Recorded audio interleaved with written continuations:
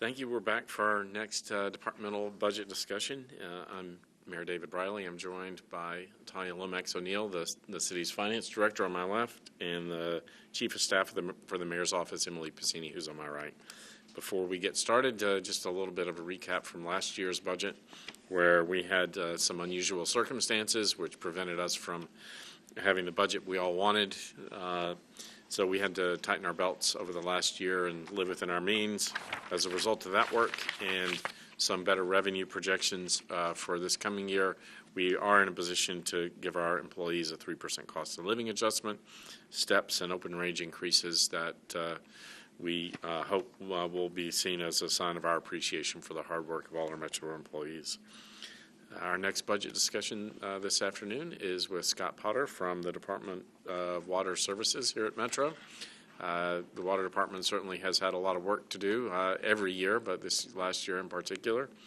We got to work together looking at the intense rain and flooding that took place back in February.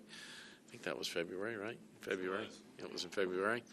And the Department of Water Services has clearly been a good partner with our project Route Nashville, trying to get 500,000 trees planted in Nashville by 2050. I'm pretty sure you'll say that planting a tree is the least expensive, most effective way to deal with stormwater. So, yes, sir. That's a good summary. So you're driven by self-interest in participating in the Route Nashville project. Plus, trees are nice. They're pretty. So if you will introduce yourself and the colleagues who have joined you, I would appreciate it, and then we'll probably have some questions at the end. Yes, sir. Good afternoon, Mayor. Scott Potter. I'm the Director of Metro Water Services.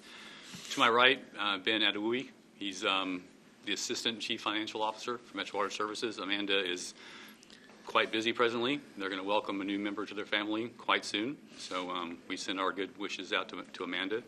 Behind me, I have Shanna Whitelaw. She's in charge of capital planning. Jim Snyder, he's in charge of administration for Metro Water Services. And John Honeysucker, who's in charge of pretty much everything else. So we're really happy to have them joining us. Discuss the current budget, Mayor. We're on budget. We're seeing a slight increase in revenue, about 0.5%. Revenue's tracking, I would say, almost exactly like it did last year. We had a kind of a disappointing February, likely due to the rain. But as the spring gets into play and people start watering their yards, golf courses come online, and things like that, we expect our revenue to go up a little bit. So we're forecasting about 1 to 2% increase in revenue. Presently, we're under budget on expenses for water and sewer, and that's not unusual for this time of year, especially because towards the end of the year, a lot of our journal entries are made, and entries that have been, I guess, brewing over the last quarter get entered. We feel very comfortable and confident that we're going to make budget this year like we have in the past. We're satisfied with our budget proposal. There's really not that much of a difference because we're not really asking for any new personnel or anything like that. We do have a couple of things that are going up. We built a electrical power generating station at Omaha Water Treatment Plant, and that's going to provide for redundancy on power. So that's online presently, and it's been tested, and it works. The benefit to the city is that we'll be able to go completely off the grid at both water plants and provide drinking water, even in the event of a complete failure of electrical power throughout the city. So that's been an area of risk consistent that we've tried to approach and complete, and we've done that, and we're really, really happy about that. The increase in expense that we're forecasting for the first year is in fuel because we've had to add budget line item for that. But over the course of the year, we're going to net decrease our electric costs because when we go on peak power demands, we'll go on the generators and we'll make electricity more cheaply than we can buy it. So over the course of the year, especially in the summer, the electrical costs will go down. On cost avoidance, the Blue Ribbon Committee, they recommended that we eliminate our spending at Belmont University. We've had a long, successful story with training people at Belmont, and we're going to interrupt that for a while. Hopefully, we'll get to restart it, but we're going to adjust to what the Blue Ribbon Committee asked us to do. We are really proud of what we're calling our One Water approach, and that is consolidating first the operations group within Metro Water Services into water operations, wastewater operations, and stormwater operations into one operations group, and that will allow us in the future to eliminate some redundancies and to provide some really needed cross-training and better coordination and better sharing of knowledge across that entire operations group. Once we complete that assimilation, so to speak, we're going to be in a position of extending the One Water approach throughout the entire department, and with the overall goal being to de-silo from a water silo, wastewater silo, and stormwater silo into one group. Because without intention, people have been stressing operations within their own group, so we're trying to kind of break down that barrier a little bit. On the stormwater side, our revenue is actually up, and that's for two reasons. Number one, we've been really aggressive in making sure that we're properly collecting all of our stormwater rates. We've had great success in doing that. Plus, we've had a lot of development, so I guess good and bad, some impervious surface has been created, and we've increased our revenue from that. But fundamentally, it's due to the better capturing of revenue. On the expense side, on stormwater, we're going to have an increase of $750,000 for debt service. We have a goal of improving our cash availability, and we're doing that as well. But we've been able to deliver on increasing the amount of C projects that we've done and increasing the amount of the heavy capital we've done. So everything that we proposed last year in our budget from a stormwater perspective, we've delivered. And going into the next budget season, we're going to continue to meet those goals on A projects and C projects with the intent of increasing them in the out years. So to summarize, Mayor, we're in a good position from revenue and expense on water, sewer, and on stormwater. And I'm really comfortable with our water quality. We've had no violations on the water side. We've had great success with our Clean Water Nashville program in eliminating overflows. So it's been a good year for us, and I look forward to fiscal 2020 being equally as good. Talia? I've got just a couple questions about stormwater. Okay? The first has to do with, I'm not remembering exactly when we did this, Scott, but when we raised the fees for the stormwater so that you could catch up on many of those projects that were backlogged. I wanted to know if you could just give us a brief update on the catch-up, if you will, of all of those projects. I think that would be important for people to understand that those increases are going a long way on getting the work done. Okay. The rate increase went into effect 2 years ago. So last fiscal year was our first complete revenue year for stormwater. This revenue year, we have an increase in revenue due to the things I talked about earlier. Right.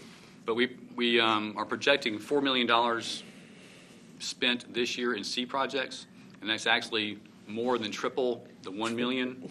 And so we're delivering actually more than we said we were going to do. And then on the A projects, we're working anywhere from $10 to $12 million a year, and that is consistent with the plan that we produced for the council and for the mayor's office. So the stormwater fee is adequate. It's $35 million a year in revenue.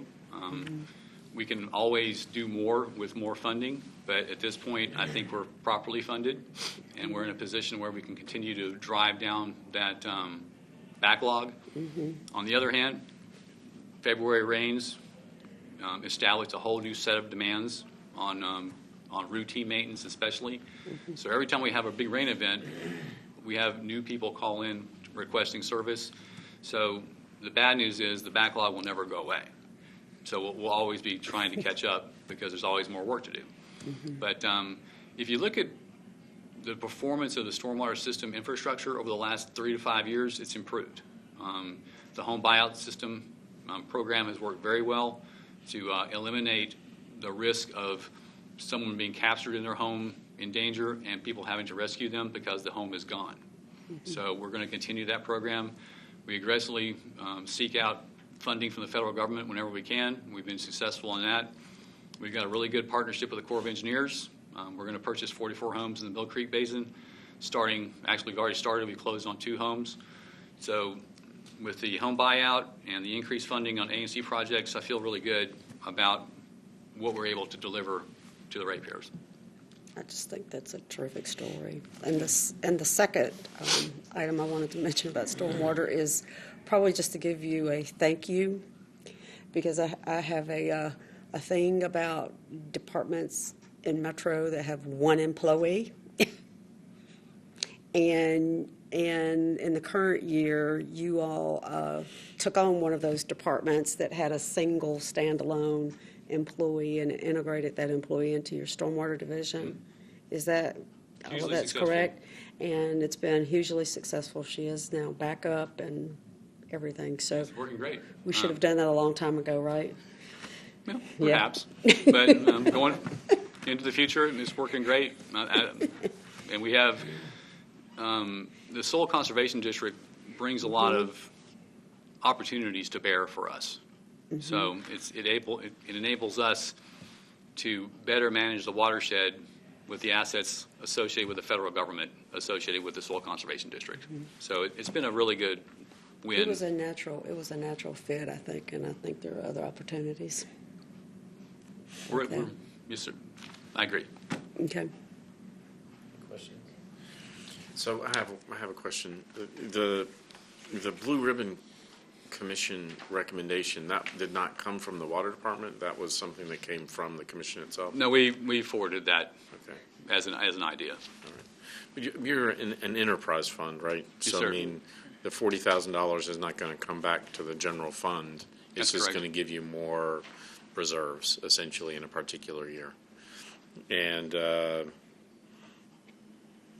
so I think the sense of the Blue Ribbon Commission was primarily to look for opportunities to get more money into the general fund. So, I guess I would encourage you to not overstep or not overreach, just to have something you say you're doing. If this is a meaningful part of your enterprise, sending people through this leadership program at Belmont, Understood? I wouldn't do it just for the sake of saying we did it. And then so- that decision is officially reversed. Okay. Right.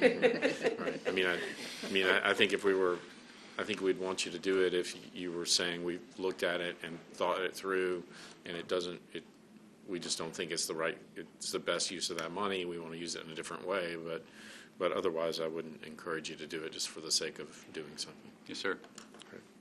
Thank you very much. Thanks for coming.